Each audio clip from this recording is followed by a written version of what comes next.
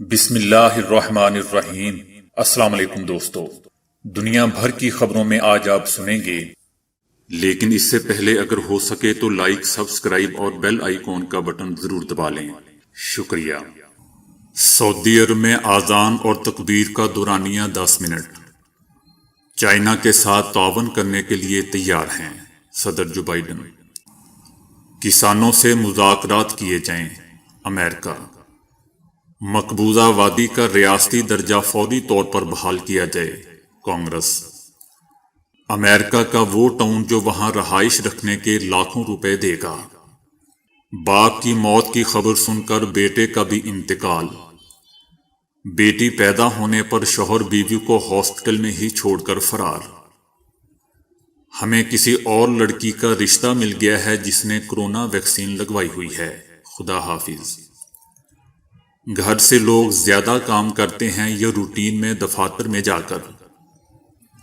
P D M الٹی بھی لٹک جائے تو بھی این آر او نہیں دوں گا، ڈاکوؤں سے کوئی مفاہمت نہیں، وزیر اعظم عمران خان۔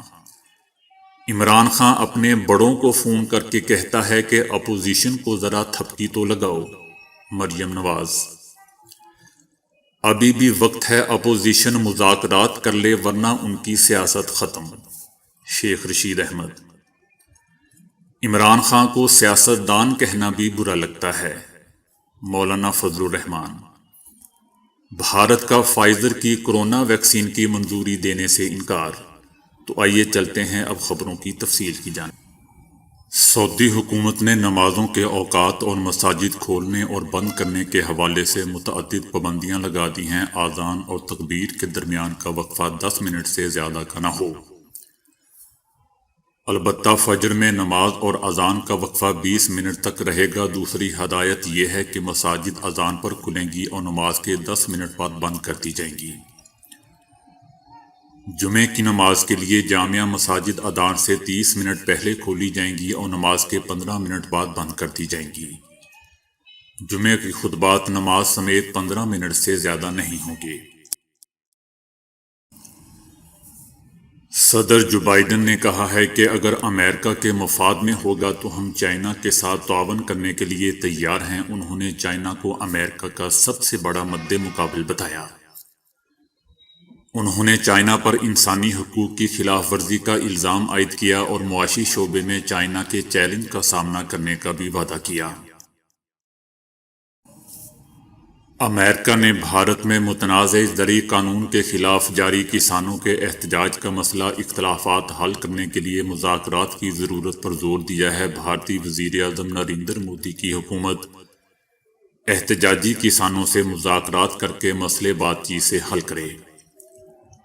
دوسری طرف مودی سرکار نے ٹویٹر کو وارننگ دی ہے کہ کسان احتجاج کے حمایتی صارفین کو بلاک کیا جائے، احکامات نہ ماننے والے ٹویٹر ملازمین کو جیل بھیج دیا جائے گا۔ ٹویٹر نے کسان احتجاج سے متعلق مودی سرکار پر تنقید کرنے والے 257 اکاؤنٹس بحال کر دیے تھے۔ بھارتی جماعت کانگریس نے بھارتی پارلیمنٹ میں مطالبہ کیا ہے کہ مقبوضہ وادی کا ریاستی درجہ فوری طور پر بحال کیا جائے اور وہاں اسمبلی انتخابات منعقد کرائے جائیں۔ کانگریس کے سینئر رہنماؤں نے کہا ہے کہ دفعہ 370 کی منسوخی اور مقبوضہ وادی کی تقسیم سے نہ صرف مقبوضہ وادی بلکہ جموں اور لداخ کے لوگ بھی ناخوش ہیں۔ لاک ڈاؤن کی وجہ سے وہاں کی سیاحت بری طرح متاثر ہوئی ہے۔ طلبہ کی تعلیم پر بھی کافی اثر پڑا ہے۔ انتظامیہ نے حال ہی میں طلبہ کے لیے آن لائن کلاسز شروع کی تھیں، لیکن مقبوضہ وادی میں سست رفتار انٹرنیٹ کی وجہ سے وہ بھی کارگر ثابت نہیں ہوئی۔ امریکی ٹاؤن ناٹشے نے اعلان کیا ہے کہ وہ اپنے علاقے میں رہائش رکھنے والے ہر فرد کو $1600 یعنی 2,56,000 پاکستانی روپے فراہم کرے گی۔ اس سے قبل ایسی ہی اسکیمیں اٹلی کے ایک گاؤں امریکی اوکلاہوما کے شہر ٹلسا اور ریاست ورمونٹ میں بھی متعارف کروائی جا چکی ہیں۔ پروگرام کا نام شفٹ ساؤتھ رکھا گیا ہے۔ اس کے لیے وہ لوگ اہل ہوں گے جو ناٹشے یا اس سے قریب رہائش رکھیں اور وہاں پر کم از کم $1.5 লাখ مالیت کا گھر خریدیں اور وہاں 1 سال تک مستقل طور پر رہیں۔ سعودی عرب میں باپ سے محبت کی حیران کن مثال اس وقت سامنے آئی جب اپنے والد کے انتقال کی خبر سن کر بیٹا بھی انتقال کر گیا۔ سعودی شہر حائل سے تعلق رکھنے والے شیخ فلاح الشمری کچھ روز پہلے ٹریفک حادثے کا شکار ہو کر شدید زخمی ہوئے تھے۔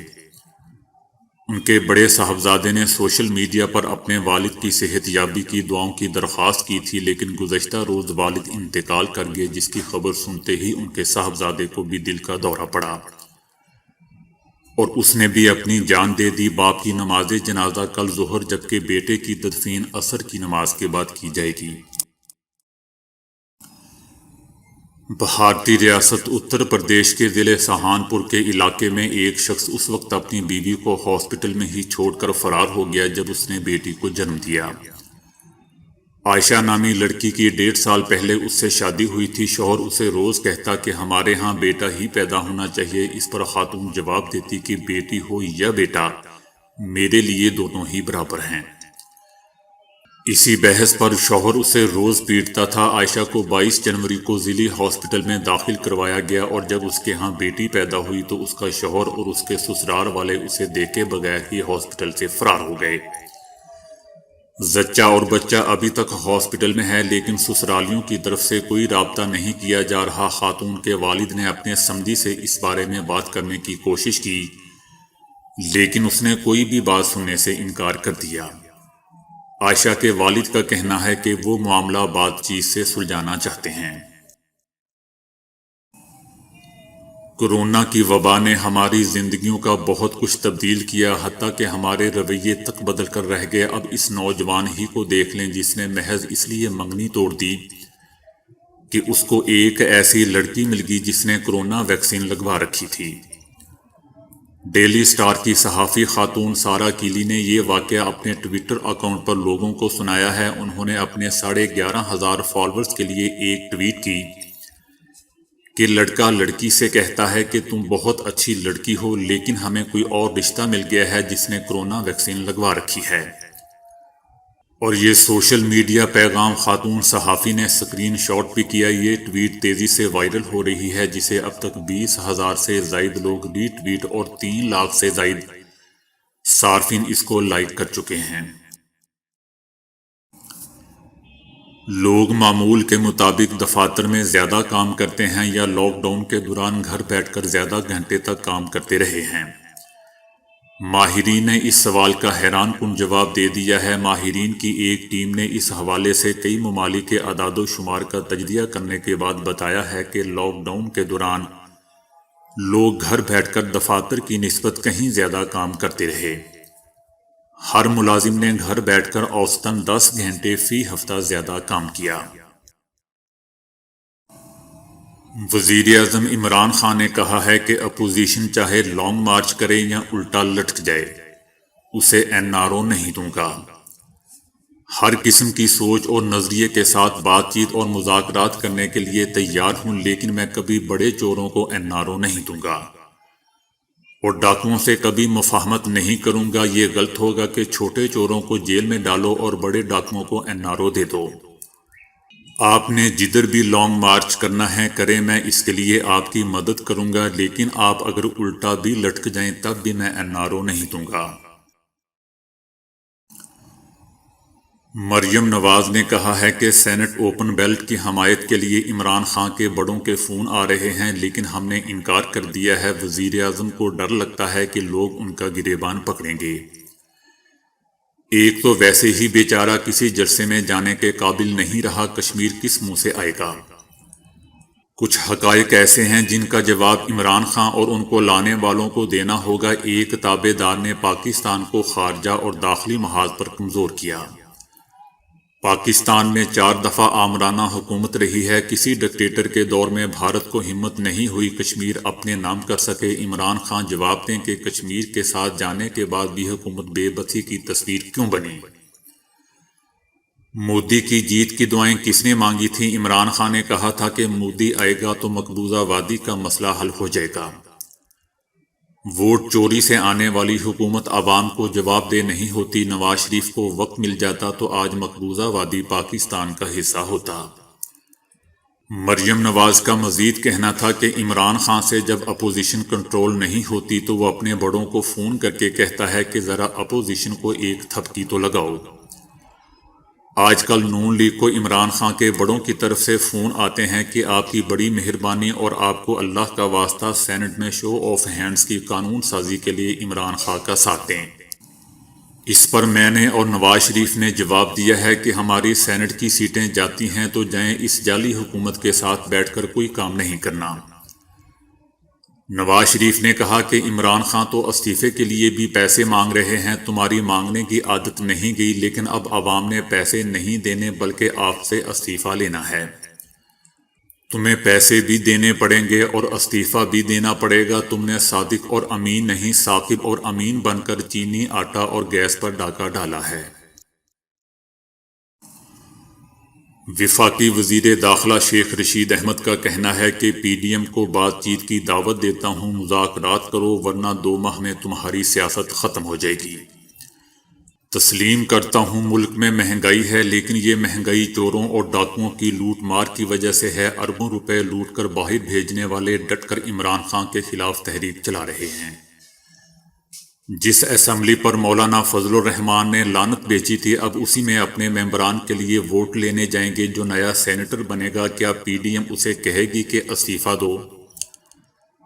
مولانا فضل الرحمان بچوں کے گھیرے میں آ چکے ہیں۔ ہم نے بھی 126 دن دھرنا دیا تھا۔ میں روز کہتا تھا کہ عمران دھرنا ختم کرو، اس سے کچھ حاصل نہیں ہوگا۔ دھرنا بہت مشکل کام ہے۔ پی ڈی ایم بھی 4 ماہ سے منفی سیاست اور قوم کا وقت ضائع کر رہی ہے۔ یہ بند گلی میں داخل ہو چکے ہیں۔ پی ڈی ایم کو مذاکرات کی دعوت دیتا ہوں، اسی میں ان کی بھلائی ہے۔ مذاکرات کرو ورنہ 2 ماہ میں تمہاری سیاست ختم ہو جائے گی۔ وزیر داخلہ کا کہنا تھا کہ مسلم لیگ نون صرف مریم بی بی کو باہر بھجوانا چاہتی ہے۔ مریم نواز کو باہر جانے کی اجازت مل جائے تو مسلم لیگ نون کی سیاست اور پی ڈی ایم ختم ہو سکتی ہے۔ یہ میری 15ویں وزارت ہے۔ سب سے زیادہ میں نے جیلیں کاٹی ہیں، لیکن میں نے مریم نواز اور اس کے والد کی طرح چیخیں نہیں ماری۔ جب یہ جیلوں میں جاتے ہیں تو ان کی طبیعت خراب ہو جاتی ہے۔ لیڈر بگھوڑا نہیں ہوتا، جیل لیڈر کی محبوبہ اور سسرال ہوتا ہے۔ مریم نواز سے کہتا ہوں کہ عوام کو ٹینشن نہ دیں، شوق سے لانگ مارچ کو آئیں۔ پوری کوشش ہے کہ پی ڈی ایم کے راستے میں کوئی رکاوٹ نہیں ڈالیں گے، لیکن اگر پی ڈی ایم نے قانون ہاتھ میں لیا تو سخت ایکشن ہوگا۔ وہ سلوک کروں گا جو تاریخ یاد رکھے گی۔ دینی طاقتوں کو حکومت کے خلاف استعمال نہیں ہونے دوں گا۔